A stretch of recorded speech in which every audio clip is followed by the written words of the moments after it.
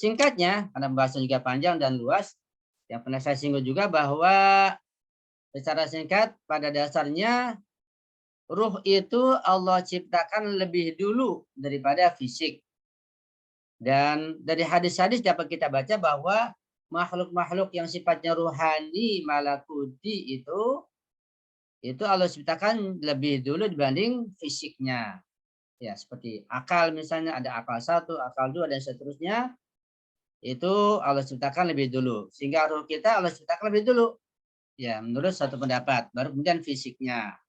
Nah, fisik kita lewat sperma kedua orang tua ibu kita, kemudian bersemayam dalam kandungan ibu kita sekian lamanya, setelah ada kepala, anggota tubuh, ada kaki, tangan, sudah cukup, Allah konekkan ruh yang sudah ada. Hiduplah janin dalam perut ibu kita itu. Kemudian kita lahir ke muka bumi ini, sehingga tersusun sudah antara ruh dengan fisiknya. Kita hidup di dunia ini berapa lama? Ada yang 50 tahun, ada yang kurang, ada yang lebih, ada yang 70 tahun, ada yang 100 tahun kurang lebih. Nah, selama kita hidup di alam materi ini, di alam dunia ini, alam yang rendah ini, nah, di situ kekuatan ruh disalurkan melalui fisiknya. Artinya sumber kekuatan ada pada ruh yang pernah saya singgung. Tetapi karena kita masih bersama dengan fisik kita, maka ruh itu ketika ingin menjalankan berbagai kekuatan dan aktivitasnya, maka ruh melalui fisiknya, melalui badannya. Padahal kekuatan ada pada ruh. Gitu. Fisik kita nggak punya kekuatan, hanya alat saja. Misalnya, kita melihat, ya, kita melihat dengan kedua mata ini. Pada dasarnya kekuatan melihat, kekuatan memandang itu kekuatan ruh. Mata hanya sebagai alat saja. Ketika nggak ada ruh, mati, ya mata nggak bisa melihat. Ketika kita mendengar sesuatu, itu kekuatan ruh, ruh mampu mendengar. Cuma karena masih bersambung ruh dengan jasadnya, maka ruh mendengar dengan alat namanya telinga. Kalau kita berjalan misalnya, dengan alat namanya kaki, ruh kita punya kekuatan berjalan, tapi dengan alat kaki. Kita mengambil, kita membawa, kita menerima dengan tangan. Pada dasarnya sebenarnya itu kekuatan ruh yang menerima, yang mengambil, dan membawa. Tapi kan masih bersama dengan fisiknya, maka kekuatan ruh mengambil itu dengan melalui alatnya namanya tangan. Sampai kepada kerja organ dalam tubuh kita. Kerja paru-paru, kerja jantung, mengalirnya darah, dan semua organ itu sampai ginjal dan yang lainnya, itu semua pada dasarnya gerakan ruh, kekuatan itu bersumber dari ruh, cuma lewat fisik, lewat badan sebagai alat. Nah, kita berpikir misalnya untuk mencari ilmu, memperoleh ilmu, pakai perantara otak kita, otak dengan sel-selnya, sehingga dapat ilmu, dapat memahami. Pada dasarnya kekuatan ruh memperoleh ilmu, karena itu ilmu sifatnya juga rohani. Nah, cuma ketika bersambung antara ruh dengan badannya, kita dapat ilmu lewat otak yang ada di kepala kita ini dan sel-selnya. Begitu. Itulah interaksi antara ruh dengan jasadnya. Tapi ada orang-orang tertentu seperti para nabi, para rasul, para ma'sumin, mereka bisa memperoleh ilmu pengetahuan tanpa otak, tanpa sel-sel otak, tanpa fisik. Ya, itu luar biasa. Jadi ruhnya langsung bekerja. Ya. Seperti misalnya Ayatullah Jaudi mengatakan bahwa para Urafa itu, Urafa di bawah Imam Ma'sum tentunya jauh. Para Urafa seperti Imam Khomeini, seperti Rahbar sekarang ini, Ayatullah Jaudi sendiri, itu para Urafa yang sekarang.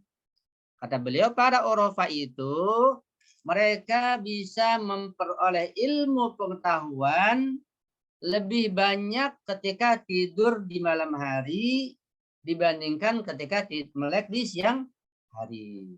Itu bagaimana? Kok lagi tidur dapat ilmu lebih banyak lagi? Kok lagi siang dapat ilmu lebih sedikit? Itu bagaimana? Itu ruhnya langsung yang bekerja tanpa otak. Kalau kita tidur, ya kita ngorok, kita mimpi, tidurnya nggak dapat ilmu. Kita dapatnya mimpi, karena kita makhluk yang rendah. Kita banyak dosa, banyak salah. Tapi para Eropa yang meningkatkan rohaninya, ruhnya bisa keluar. Harusnya keluar, dapat bekerja, bahkan bisa nolong orang, bisa belajar, ketemu Rasulullah, ketemu Imam Ali, tanpa fisik. Fisiknya tempat tidur. Itu namanya sampai ke alam fana. Ya. Seperti Imam Ali dan para maksum yang lain. Ketika Imam Ali tergeletak di pohon korma, karena Abu Jar melihatnya, karena Abu Jar melihat Imam Ali tergeletak, jatuh di pohon korma. Abu Jar terkejut. Disangka Imam Ali pingsan. Lapor kepada Sayyidah Fatimah Zahra. Imam Ali tergeletak di antara pohon korma. Kata Zahra, di mana beliau? Di pohon korma.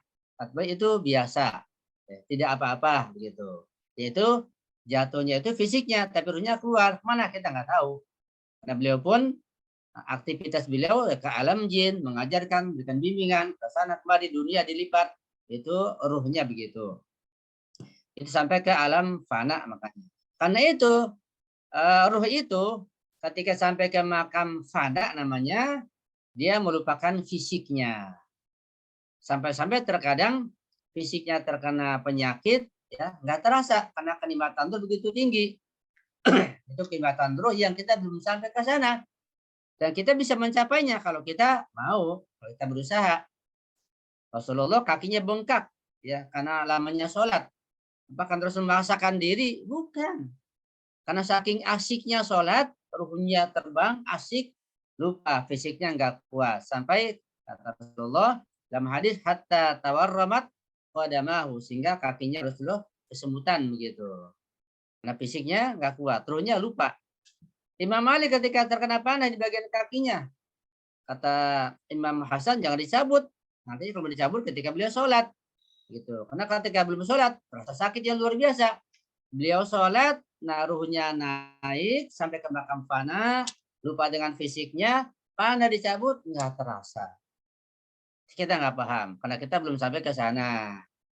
Kenapa kita nggak sampai? Karena kita masih terlalu banyak menikmati materi. Ya, untuk sampai ke sana syaratnya jangan banyak menikmati materi. Kita selalu mikirkan makanan, minuman, tempat tinggal, tidur, kendaraan, pakaian itu terus yang nggak sampai-sampai jadinya. Mau sampai ke sana kayak Imam Ali, makanya roti kering lagi dengan garam sudah cukup. Karena ruhnya kuat, makan itu pun sudah nggak perlu lagi. Makanan yang bergizi ya buat beliau sudah hal yang tidak perlu lagi karena ruhnya sudah kuat. Itu bahasan cukup panjang. Kita ke bawah lagi lah, bukan Imam Ma'sum lah. Seperti kata-kata Imam Khomeini, Rabar mengatakan, ini ucapan Imam Khomeini yang bukan Imam Ma'sum.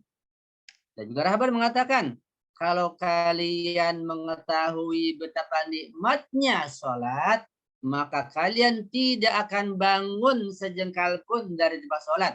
Begitu, betapa nikmatnya sholat. Buat kita sholat, terpaksa, diseret. Ya. Kalau siang aja buru-buru. Itu kita masih sangat jauh. Misalnya Al-Muqaddas Ardabili, seorang ulama juga, bukan Imam Ma'sum. Ya. Beliau ketika sholat tahajud di luar, karena lamanya rukunya, salju turun di pundaknya nggak terasa. Saking nikmatnya sholat. Dan banyak contoh yang lain kalau dikisahkan sangat banyak sekali kenikmatan rohania yang telah mereka capai. Nah, jadi kita harus berusaha untuk mencapai kenikmatan rohani dengan cara-cara dan jalan-jalan yang telah ditetapkan. Bukan dengan sembarangan jalan, nanti akan berbahaya juga. Kalau salah jalan bisa jadi berbahaya, membahayakan akidah juga.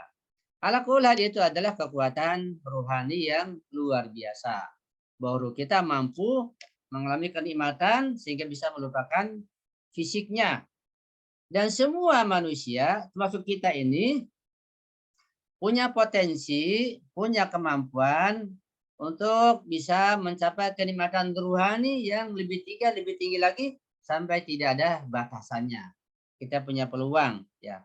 Nah, kekuatan roh begitu tinggi, kita nggak bisa menggambarkan kekuatan ruh. Ya, kalau fisik kita ya terbatas ini, tapi ruh kita nggak bisa menggambarkan.